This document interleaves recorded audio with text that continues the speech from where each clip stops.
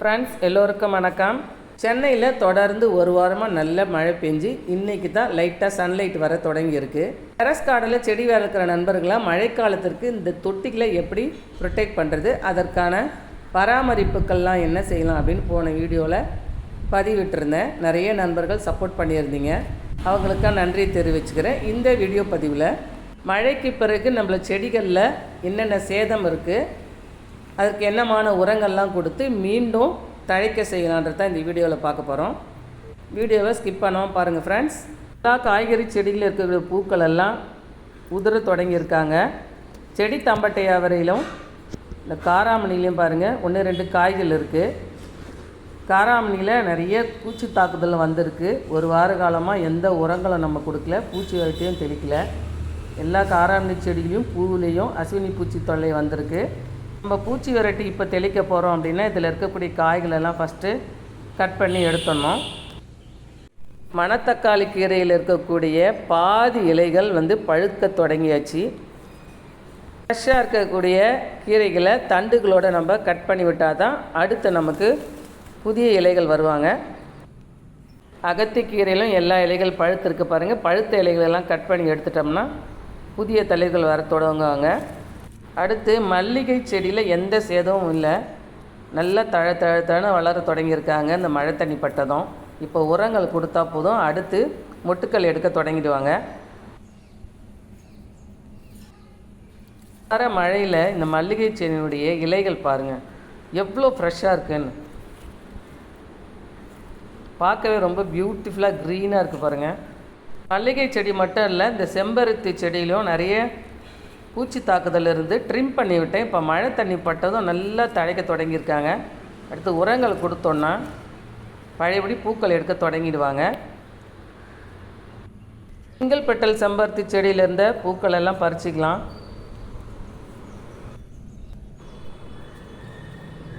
இந்த செம்பருத்தி செடியோட ஒரு ஸ்வீட் பொட்டேட்டோ செடியும் வளர்ந்து வருது. மழையில் நல்லா தழன்னு வளர்ந்து தரையில் எந்த அளவுக்கு படர்ந்து வளர்ந்துருக்காங்க பாருங்கள். செடி வரையில் நிறைய பூக்கள் உதிர்வு இருக்குது.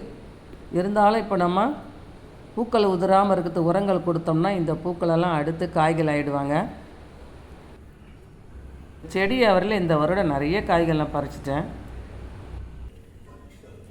இப்போது இதில் இருக்கக்கூடிய காய்கள் எல்லாம் பறிச்சிடலாம்.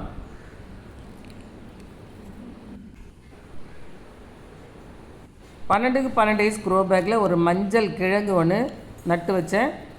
ஒரே ஒரு சின்ன கிழங்கு தான். இந்த மழையில் நல்லா இந்த செடி தழைச்சி நியூ ஸ்டெம்மோட புதிய இலைகளோட ரொம்ப க்ரீனிஷாக வர தொடங்கியாச்சு. இந்த தொடர் மழை சில செடிகளை சேதப்படுத்தினாலும் சில செடிகளை ரொம்ப செழிப்பாக வளர தொடங்குது. வர தைப்பொங்கலுக்கு மஞ்சள் ஆர்வஸ்ட்டுக்கு தயாராகிடுவாங்கன்னு நினைக்கிறேன். காராமணி செடியில் இருந்த காராமணிகளையும் லெமனில் 2 காய் பழுத்து இருந்தது, அதையும் கட் பண்ணி எடுத்தாச்சு. இந்த மழையில் சாமந்தி செடிகளோட வளர்ச்சியை பாருங்கள், நிறைய நியூ ஸ்டெம் எடுத்திருக்கு. மொட்டுக்களும் எடுக்க தொடங்கிட்டாங்க. புதுசாக ஆன்லைனில் செடி வாங்கி வளர்க்குற நண்பர்கள் இந்த சீசனை பயன்படுத்திக்கலாம். இந்த மழையில் நல்லாவே தழித்து ஏப்ரல் மே வரைக்கும் நமக்கு பூக்களை கொடுத்துட்ருப்பாங்க. என்னுடைய கார்டனில் போன வருடத்து செடியிலேருந்து கட்டிங்ஸ் வச்ச ஒயிட் கலர் சாமந்தியும் பிங்க் கலர் சாமந்தியும் இப்போ பார்த்துட்ருக்குறோம். அதோட இன்னும் கொஞ்சம் சாமந்தி செடிகளை ஆன்லைனில் வாங்கி வச்சுருக்கேன். நிறைய நேரத்தில் நம்ம இந்த செடிகளை நட்டோம்னா வேர்கள் நோய் இறந்துடும். மழைக்கு முன்னமே நம்ம வாங்கி நட்டு வச்சணும். இப்போ பாருங்கள், ஒரு 10 நாள் வளர்ச்சியை தான் பார்க்குறோம். சாமந்தி செடிகளை ஒரு முறை நம்ம வளர்த்துட்டோன்னா அது மேலே இருக்கக்கூடிய ஆசை தீரவே மாட்டேங்குது. எல்லா கலர் சாமந்தியும் நம்ம வீட்டை வளர்க்கணுன்னு ஆசை வந்துடுது. ஒரு முறை சொதப்பினாலும் திரும்ப திரும்ப வாங்கி வைக்கணுன்ற ஆசை வருது. கார்டன் வச்சுக்கிற எல்லா நண்பர்களுக்குமே இந்த ஆசை வரும்னு நினைக்கிறேன்.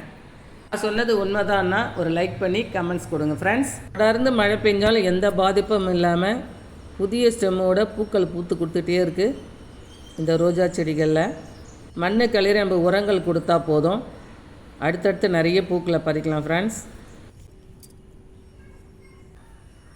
கமெண்ட்டில் ஒரு சகோதரி நிறைய நியூ ஸ்டெம்மு வருது என்னுடைய ரோஜா செடியில், ஆனால் பூக்கள் பூக்கிறதுக்கு என்ன உரங்கள் கொடுக்கலான்னு கேட்டிருந்தாங்க. பொட்டாசியம் சத்து அதிகமாக இருக்கக்கூடிய வாழைப்பழத்தோல், வாழைப்பழ கரைசல் இது கொடுத்தாலே போதும். அது இல்லை அப்படின்னும்போது வெள்ளை புண்ணாக்கு உரம் கொடுக்கலாம். நம்ம வீட்டில் வேஸ்ட்டாக போகிற காய்கறி கழிவுகளும் தொடர்ந்து கொடுத்துட்டு வரலாம். அடுத்து கோவைக்காய் கொடியில் இருக்கக்கூடிய ஒரு சில காய்களையும் நம்ம அறுவடை பண்ணிக்கலாம். இதில் இருக்கக்கூடிய காய்ந்த ஸ்டெம்மெல்லாம் கட் பண்ணி இப்போ உரங்கள் கொடுக்க போகிறோம். இந்த தொடர் மழையில் நிறைய இலைகள் பழுத்து இருக்குது. அதோட ஸ்டெம்மெல்லாம் நீளமாக வளராமல் முடிச்சா வளர்ந்துருக்கு. இப்போ அதெல்லாம் கட் பண்ணி விட்டுட்டு தான் உரங்கள் கொடுக்க போகிறோம். செர்ரி தக்காளி செடியில் கொஞ்சம் பழங்கள் பழுத்துருக்கு ஃபஸ்ட் டைமாக. அதெல்லாமல் இப்போ கட் பண்ணி எடுத்துக்கலாம். ரெட் கலர் ஆரஞ்சு கலர் 2 செடி போட்டேன். இப்போது ஆரஞ்சு கலரில் மட்டும்தான் ஃபஸ்ட் டைமாக கொஞ்சம் பழங்கள் எனக்கு கிடைச்சிருக்கு. இப்போ செடிகளில் இருந்த காய்களும் பூக்களும் பறிச்சாச்சு.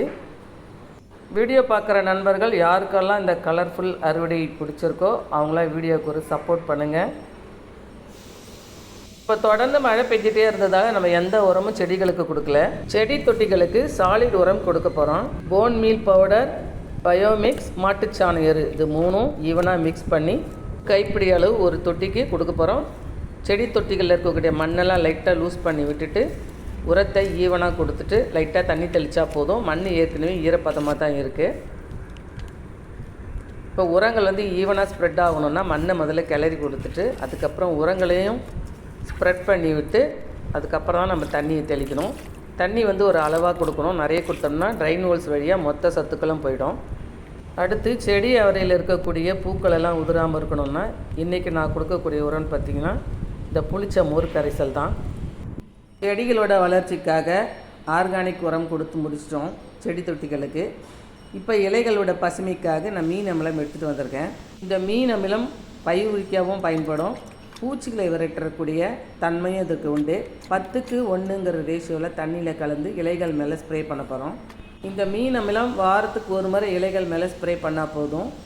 மண்ணுக்கும் கொடுத்து வரலாம். ஏற்கனவே தொட்டிகளுக்கு சாலிட் உரம் கொடுத்தாச்சு. இப்போ இலைகள் மேல் மட்டும் ஸ்ப்ரே பண்ண போகிறோம். இப்போ ஒரு பக்கெட்டில் ஒரு 10 லிட்டர் அளவு தண்ணி எடுத்திருக்கேன். அதில் இந்த மீன் அமிலத்தை ஸ்ப்ரே பண்ணி நல்லா மிக்ஸ் பண்ணி ஸ்ப்ரே பண்ண வேண்டியது தான். ஈவனாக மிக்ஸ் ஆகிற மாதிரி நம்ம நல்லா கலக்கி விட்டுடலாம். இந்த ஸ்ப்ரேயர் வச்சும் ஸ்ப்ரே பண்ணலாம்.